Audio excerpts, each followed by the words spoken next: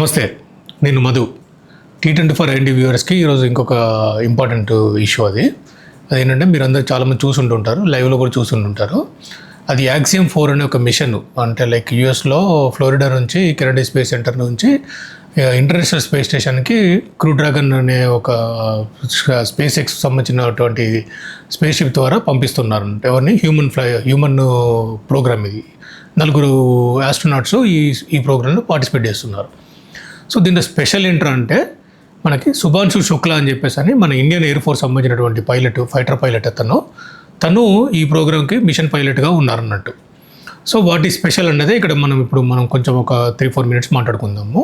ఏంటంటే మనకి ఇండియాలో హ్యూమన్ స్పేస్ ఫ్లైట్ ప్రోగ్రామ్ అని ఒక ప్రోగ్రామ్ తీసుకున్నారు. మనం 2017-18 పీరియడ్లో తీసుకునేది ఉంటే 2019కి అది ఫైనలైజ్ అయిపోయింది.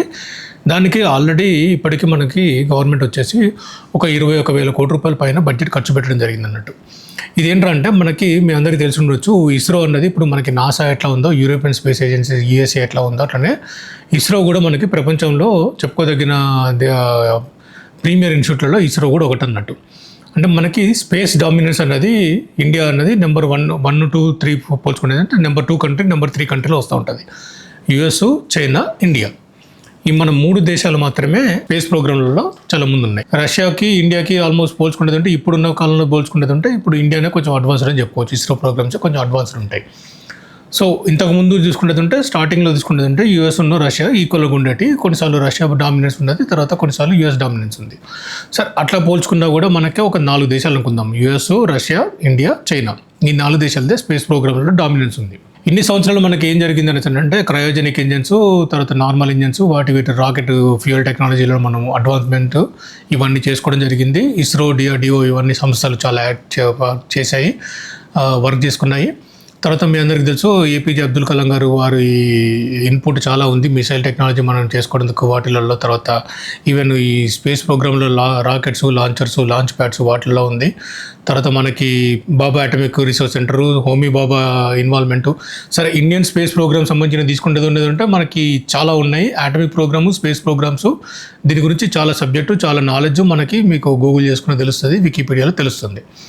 పర్టికులర్గా ఇప్పుడు హ్యూమన్ స్పేస్ ఫ్లైట్ ప్రోగ్రామ్ అని ఏదైతే చెప్తున్నామో దీన్ని గగన్యాన్ మిషన్ అని అంటాం.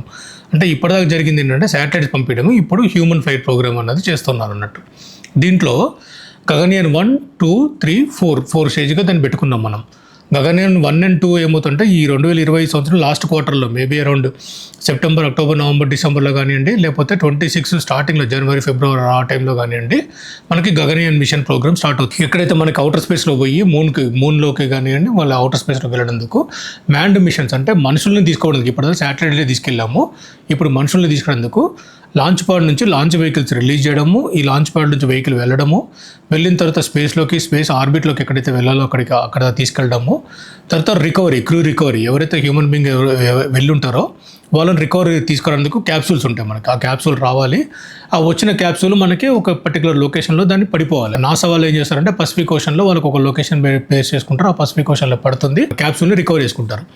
సో మన వాళ్ళు అరేబియన్ సీలో ప్లాన్ చేసుకుంటున్నట్టు తెలుసు మనకి, అది అరేబియన్ సీలో ఎక్కడో దగ్గర పడాలని చెప్పేసి అని. సో ఈ క్యాప్సూల్ అయితే అరేబియన్ సీలో పడుతుందో అక్కడ నుంచి రికవర్ చేసుకోవాలి. రికవర్ చేసుకున్న ఈ ఎవరైతే మనకి ఆస్ట్రోనాట్స్ ఉంటారో వాళ్ళని మళ్ళీ మనకి ఎర్త్లో కంటే మనకి కేరళ కానివ్వండి, అరేబియన్ సీ కాబట్టి మనకి వెస్ట్ కోస్ట్లో ఉండేటువంటి ప్లేసెస్లో ఎక్కడో దగ్గర వాళ్ళని రికవర్ చేసుకొని మళ్ళీ వాళ్ళని టెస్టింగ్ చేసుకొని వాళ్ళు బాగున్నారో ఇవన్నీ చూసుకొని ఇవన్నీ చేయాలన్నట్టు. ఇది గగన్యాన్ మిషన్లో వస్తుంది. గగన్యాన్ 4లో ఫైనల్ స్టేజ్లో వచ్చినప్పుడు ఏమవుతారంటే మనకి ఈ హ్యూమన్ని కూడా పెట్టి పంపిస్తారు, మన దగ్గర నుంచి ఉన్న ఆస్ట్రోనాట్స్ని పంపిస్తారు. దీనికోసము ఇండియన్ ఎయిర్ ఫోర్స్ పైలట్లని, తర్వాత ఎయిర్ ఫోర్స్ సంబంధించిన వాళ్ళలో ఫిజికల్ స్ట్రెంత్ ఉండి, మెంటల్ స్ట్రెంత్ ఉండి వాళ్ళు ఉంటారో వాళ్ళని సెలెక్షన్ చేసుకోవడం జరిగిపోయింది. ఆల్రెడీ ఒక 200 మందికి ట్రైనింగ్ ఇస్తూ ఉన్నారు ఈ ఆస్ట్రోనాట్ ప్రోగ్రాంలలో.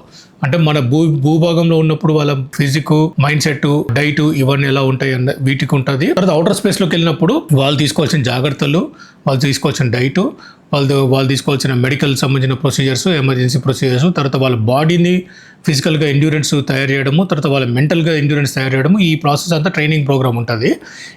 ఈ ట్రైనింగ్ ప్రోగ్రాంలో దగ్గర సుమారు ఒక 200 మంది ఫైటర్ పైలట్స్ అనుకోవచ్చు, లేకపోతే ఎయిర్ ఫోర్స్ సంబంధించిన పర్సనల్ ఇప్పుడు ఈ రోజున ఆల్రెడీ ట్రైనింగ్ జరుగుతూ ఉన్నారు. వీళ్ళలో ఒక ఇద్దరు ఇప్పుడు యాక్సియం మిషన్ కోసం మనకి యూఎస్ వెళ్ళడం జరిగిందంట. దాంట్లో శుభాంశు శుక్లా అనే పర్సన్ ఏమో ఇప్పుడు ఆల్రెడీ స్పేస్ ఫ్లైట్లో ఇప్పుడు మనం మాట్లాడుకున్న టైంకి ఆల్రెడీ స్పేస్లో ఈయన ట్రావెల్ చేస్తూ ఉన్నారు. ఇంకో ప్రశాంత్ నాయర్ అనే అతను బ్యాకప్ కింద ఉన్నారు. టేక్ ఆఫ్ అయిపోయింది కాబట్టి వీళ్ళకి ఇంకా బ్యాకప్ కోసం పెట్టిన మనుషులు అవసరం వచ్చిండకపోయిండొచ్చు. గెస్ ఏంటంటే ఫర్దర్గా మనకి ఇండియా నుంచి స్పేస్ ఫ్లైట్ జరిగే టైం కల్లా ఈ శుభాంశు శుక్లా కానివ్వండి, అయితే ఈ ప్రశాంత్ నాయర్ కానివ్వండి, వీళ్ళు మిషన్ కమాండర్స్ లాగా మన దగ్గర పనిచేస్తారేమో అని అనుకుంటా ఉన్నాను. సరే, అదంతా ఊహాజనితం, మనకు తెలియదు అనుకుందాము. సో ఓవరాల్గా ఇప్పుడు చెప్పేది ఏంటంటే, ఇప్పుడు ఇంటర్నేషనల్ స్పేస్ స్టేషన్కి ఫస్ట్ టైం మనకి అసలు స్పేస్లోకి వెళ్ళిందేమో ఇంతకుముందు స్క్వాడ్రన్ లీడర్ రాకేష్ శర్మ ఒక 41 సంవత్సరాల క్రితం జరిగింది. మళ్ళీ ఈ రోజున స్పేస్లోకి second human being from India వెళ్తున్నారు. ఎవరు అంటే Shubhanshu Shukla is a group commander, group captain from air ఫోర్సే. అప్పుడు అతను ఎయిర్ ఫోర్స్ అతన్ని, ఇప్పుడు అతను ఎయిర్ ఫోర్స్ అతన్ని. ఫర్దర్గా జరగబోయే క్రూ ఏదైతే మిషన్ హ్యూమన్ ఫ్లైట్ మిషన్స్ ఉంటాయో వాటిలో కూడా ఎక్కువ ఎయిర్ ఫోర్స్ వాళ్ళే ఉంటారు చెప్తున్నాగా, ఆల్రెడీ ట్రైనింగ్ జరుగుతున్నారని చెప్పేసి. సో ఓవరాల్గా మనకి ఇప్పటిదాకా శాటిలైట్ డామినెన్స్ ఏదైతే చూపిస్తూ ఉన్నామో దానికి ఫర్దర్గా కంటిన్యూషన్గా ఇప్పుడు హ్యూమన్ మిషన్స్ కూడా జరుగుతూ ఉంటే ఇస్రో అన్నది ఇప్పుడు మనం ఇంతకుముందు చెప్పుకున్నట్టు గొప్ప దేశాలలో ఏదైతే మనకి ఉన్నాయో 4 దేశాలలో దాంట్లో మనము ఇంకొంచెం ముందుకెళ్ళే పరిస్థితి కనబడతా ఉంది. ఈ శుభాంశు శుక్లా గారు ఇప్పుడు చేస్తున్న ట్రావెల్ అన్నది సక్సెస్ఫుల్గా జరిగిపోయి వాళ్ళు ఒక 7-8 ప్రోగ్రామ్స్ రీసెర్చ్ చేద్దాం అనుకున్నారు స్పేస్ స్టేషన్లో. ఆ ప్రోగ్రామ్స్ మైక్రోగ్రావిటీకి సంబంధించింది, తర్వాత ఎలక్ట్రానిక్ డిస్ప్లే సంబంధించినవి ఉన్నాయి, తర్వాత సీట్స్ మీద కొన్ని ప్రోగ్రామ్స్ ఉన్నాయి, తర్వాత మైక్రోబయాలజీకి సంబంధించిన కొన్ని ప్రోగ్రామ్స్ ఉన్నాయి. అలా డిఫరెంట్ ప్రోగ్రామ్స్ చేసుకుంటున్నారు ఆయన ఎక్స్పెరిమెంట్స్. ఈ 14 days ప్రోగ్రామ్ సక్సెస్ఫుల్గా కంప్లీట్ చేసుకోవాలని చెప్పేసి వారి భూమి మీదకి మంచిగా రిటర్న్ అయిపోవాలని చెప్పేసి వారికి ఉన్న ఎక్స్పీరియన్సెస్ ఇప్పుడు ఏదైతే ఉన్నాయో లెర్నింగ్ ఉన్నాయో ఆ లెర్నింగ్తోనే ఫర్దర్గా మనకు జరగబోయేటువంటి గగనయాన్ మిషన్లలో వారి ఇన్పుట్స్ చాలా వరకు పనికొస్తాయని చెప్పేసి ఆశిస్తూ ఉన్నాము. ఇది లైక్ ఇండియాకి చాలా ప్రౌడ్గా చెప్పుకునే సందర్భం ఇది. So many thanks to the government of India and previously సైంటిస్టులు ఎవరైతే వర్క్ చేస్తున్నారో ఈ మిషన్ల మీద వాళ్ళందరికీ, తర్వాత ఇండియన్ ఎయిర్ ఫోర్స్ వాళ్ళకి ఎస్పెషల్లీ వీళ్ళందరికీ, నాతో పాటు మీరందరూ కూడా ఎయిర్ ఫోర్స్కి వెల్ విషెస్ చెప్తారని చెప్పి, ఇస్రోకి కూడా కుడోస్ చెప్తారని చెప్పేసి ఆశిస్తున్నాను. మళ్ళీ ఒకసారి ఇంకో టాపిక్లో కలుసుకుందాం. Thank you.